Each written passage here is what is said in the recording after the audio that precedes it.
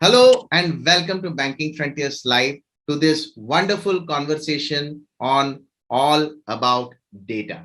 Today, we are here to excavate how the insurance sector has been looking at the perspectives of data. With me, I have a very interesting luminary from the insurance sector. He is KV Dipu and he is the Chief Operating Officer. He heads innovations in the very interesting leading financial services insurance company in India today, Bajaj Allianz. Dipu, welcome to Banking Frontiers Live. Thank you so much, Babu. Thanks for your warm welcome. And it's a pleasure being here. And I'm looking forward to an interesting conversation with you and Shri. Thanks. Great. And I also have along with me and along with Dipu, another very interesting personality who has been working for decades on the area of data. And his name is Kumar. And he is the founder and CEO of Alpharithm. Thank you so much, Babu. Pleasure to be here chatting with you and Deepu. Looking forward to this exciting conversation today on data. Wonderful. So, Dipu, we are working in an area where everyone is trying to democratize data. Okay. And there are a lot of areas where data and technology is adding value to the entire organizations. So I just wanted to understand from you, in what ways is business expertise adding value to data as an organization's asset? You already have a lot of data, and how your business expertise and data is combining together to add that value. Yeah.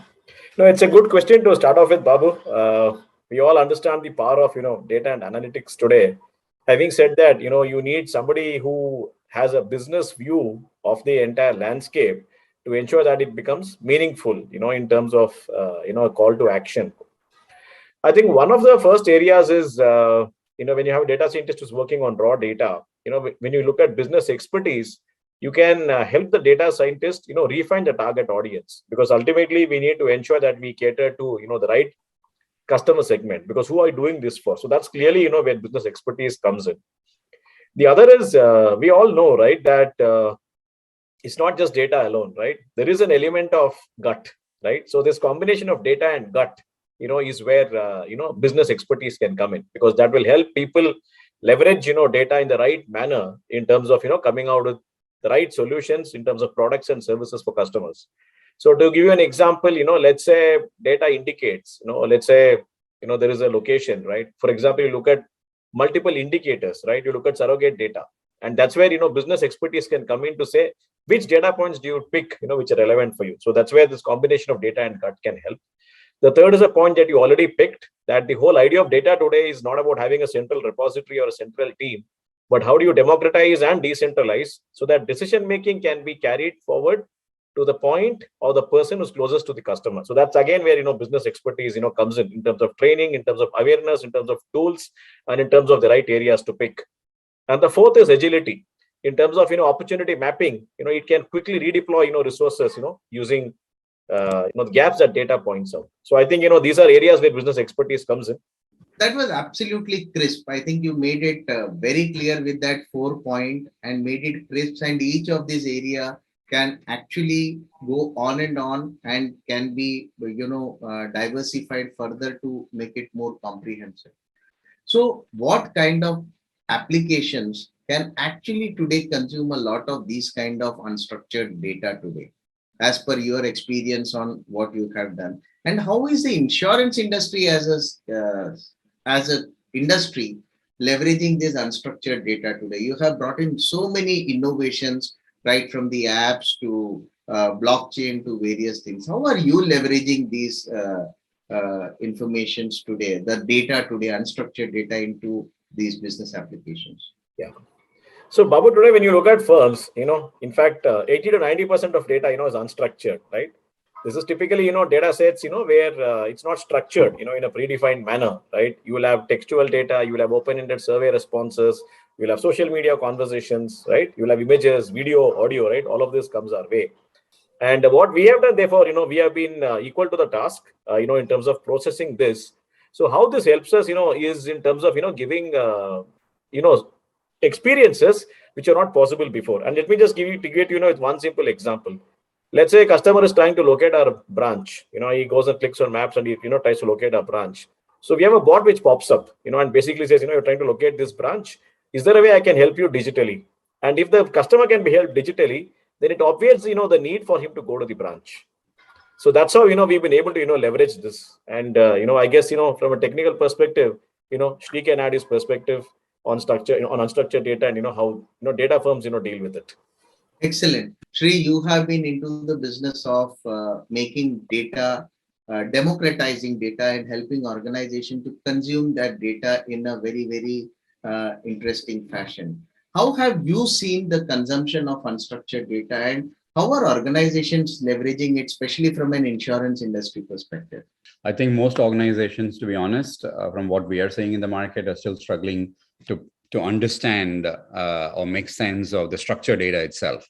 So there's a lot of unstructured data being collected today, as we all know, and organizations are still trying to work out the best way to derive value from the data. Many of the top organizations, leading organizations, have been successful in that.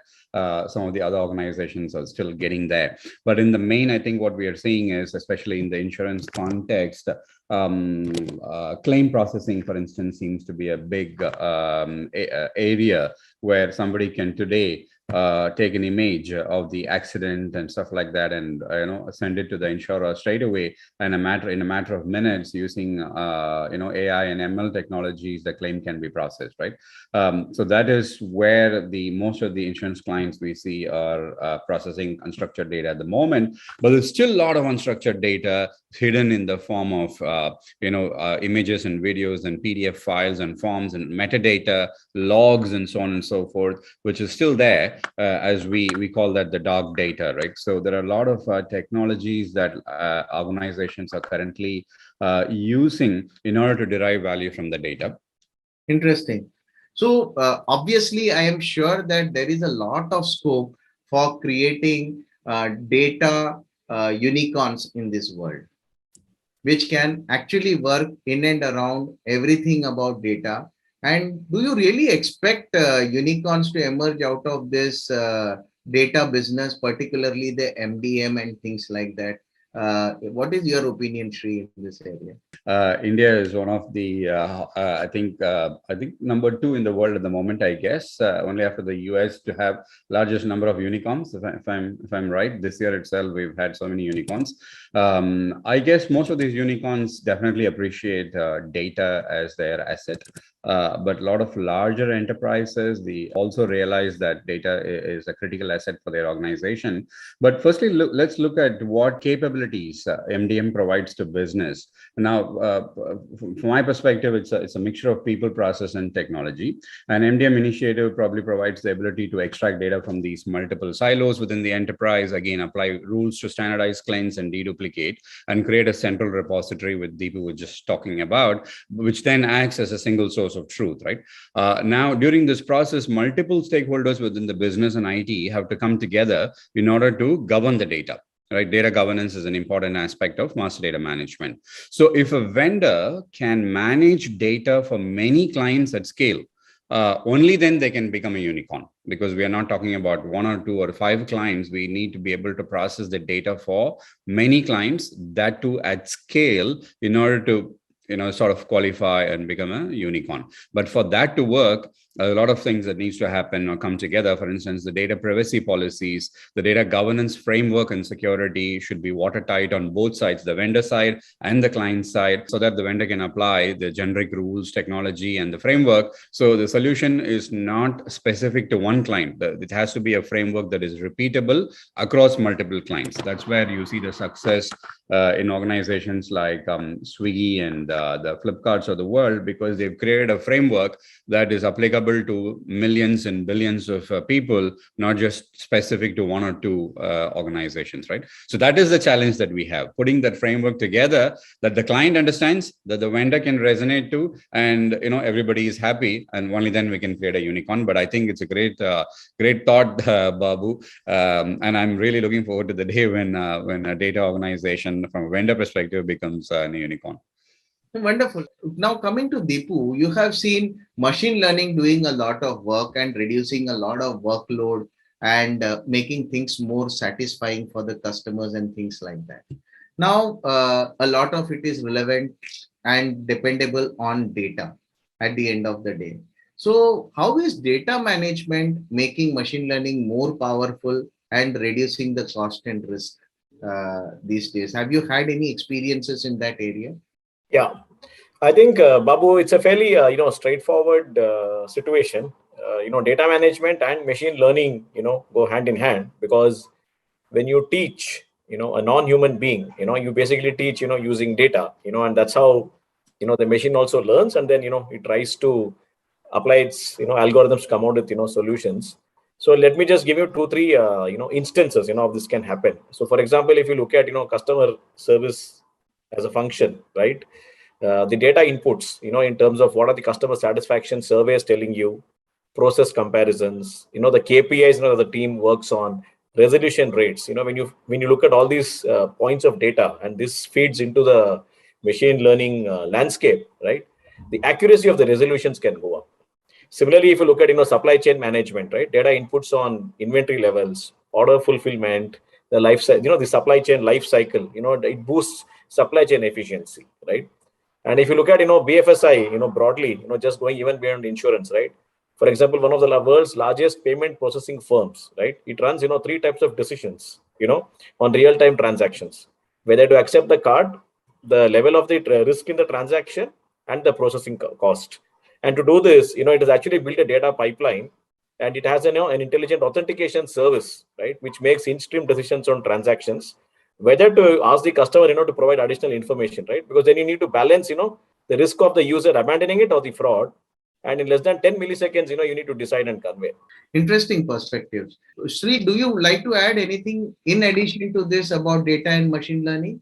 I think AI and ML is definitely contributing to a lot of business. I mean, increasing the business value for a lot of clients, in my perspective, because we're dealing with a lot of organization in the BFSI, in the manufacturing retail sector as well.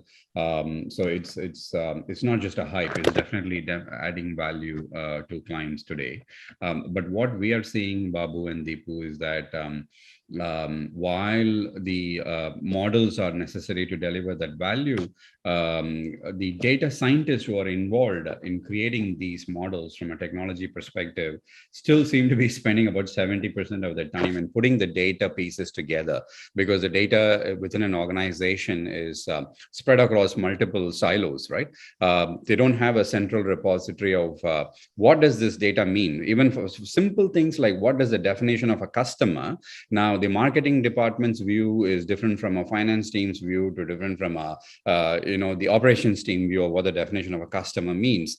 So in the absence of a central data catalog, the data scientists have been struggling to deliver the data that is required for AI and ML purposes. So I think getting data together is a key sort of ingredient for AI and ML success, is what we're saying. Excellent. So, Deepu, when it comes to insurance business, is there any interesting metrics that you have developed?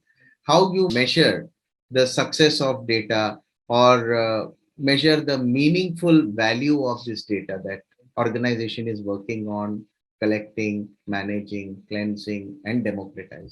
So, Babu, again, it's a nice question to round off our discussion, because what you measure is what you manage. So when you look at this, conceptually, you can look at it in two, three different ways. One is when you look at data, one is the actual meaning of data, right? Because we have seen so many data security incidents happen globally, right? So one is the value of the data, and the other is the intangible value, right? In terms of its impact on your brand and so on and so forth. And when you cut to it, when you look at data broadly, you look at it in two ways. One is, how can it help you generate revenue, right? Because the whole idea is, how do you get it together to basically offer better products and services to your customers, and in the process, grow your revenue. That is one. The other angle is, how do you look at it, for example, to solve problems? I mentioned to you, right, that, for example, if somebody is clicking on our branch, right, how can you give him digital servicing on the spot, right, and make it a win-win for the customer? And then if you look at, some of the metrics, which we work on, there are, 4 or 5 buckets, where I can talk about. One is, data can increase transparency, because when you talk about why you took decisions, it can have huge cultural impact, right? You basically are able to explain everything, increases transparency, that's one. The other is, of course, the standard classic definition of the value of data, which is it gives you insights which you did not know before. So clearly, right, you discover as you go along. That is there. The third is when you're talking about firms today, it's not about a one size fits all approach. As you use data, you can customize at scale. I think, that's clearly, one value data brings in. Fourth is automation, because when you do an analysis, using data, you can do a clear Pareto. You figure out that if you basically automate these three processes, it contributes to 80% automation, in that area. And lastly, it's also about innovation. Data can also create serendipity. Suddenly you look at patterns which you did not see before, right? And that's how, it can help you, innovate. Shri, is there any interesting measure other than this that you have come across, which we can learn from? We have. So there is, like Dipu correctly said, is a tangible and intangible, value of data that we have. Certain things we can definitely see. Ultimately, data has to have an impact on the revenue, cost, risk for the business, etc., etc. But Gartner did something a while back in terms of coming up with a term called infonomics. Now, infonomics is about measuring the value of data in organizations. Again, we have seen some advanced economies of the world and large enterprises, very large enterprises, to be honest, being successful in actually implementing these data monetization metrics or infonomic metrics, for instance. So there are a lot of metrics in the market under the infonomics category. It's a very interesting topic to read and if possible to implement as well. So that's what we are seeing in the market, but I think it is very important. One more critical area that we have been talking and thinking about is the data graveyard that organizations have. And there has been a lot of data which the organizations never use, never make sense, and still you spend so much of money to store that data and maintain that data and retrieve that data. How can organizations make sense out of this? And is there any use of it, or what are the organizational policies governing this particular framework? Any thoughts on it, Dipu, from an insurance perspective? And from a policy perspective, broadly, there are 4 or 5, metrics we look at, to ensure that we don't get into this data graveyard situation. One is look at simple and plain usage, right? You might have data, but are you using it? Right? Clearly, that's one. The second is look at it from a regulatory angle, both ways. One is sometimes you need to keep data because of regulatory requirements, and sometimes you should not keep data because of regulatory requirements. So, both ways you look at it. And the third is, just make it a part of your culture, through constant awareness, the checks, multiple lines of defense, and ensuring that everybody adheres to it. So broadly, this is how we approach it. Wonderful. And maybe a purging policy also, purge the data that is not required. Very much, yes. I think again, I'm sure Dipu, you have some governance policies, right? Because all the policies that you define would roll into the data governance framework within the organization. That would then define what is the policy to collect the data, to store the data, process the data, and also archive the data or purge the data, and so on and so forth. Put principles around it, especially in the context of GDPR, which is already in place, and also in the context of India Privacy Act or Data Protection Bill that is just around the corner in India, right? So which is created in similar lines of GDPR, where consent is another important factor, Babu, that we are hearing from clients, that we cannot collect and process customer data without their explicit consent. So that is going to be a big topic in 2022, I hear, from the BFSI sector, especially because there's a lot of data that has already been collected. So that is on one side. A lot of data is being collected as we speak and will be collected in the future, but we can't do that anymore without capturing customers' consent alongside that data. So that's a very important aspect as well. I would just add to Deepu's points. Gentlemen, thank you very much for a wonderful conversation on all about data. Thank you, Babu. Thank you, Shri. It was a wonderful conversation. It was good to share and learn. Great. Thank you, Dipu. Thank you so much, Babu, as well, for organizing this. It was a great conversation, and I look forward to chatting with both of you separately. Absolutely. Yeah, we should catch up, sometime. Yeah, we should.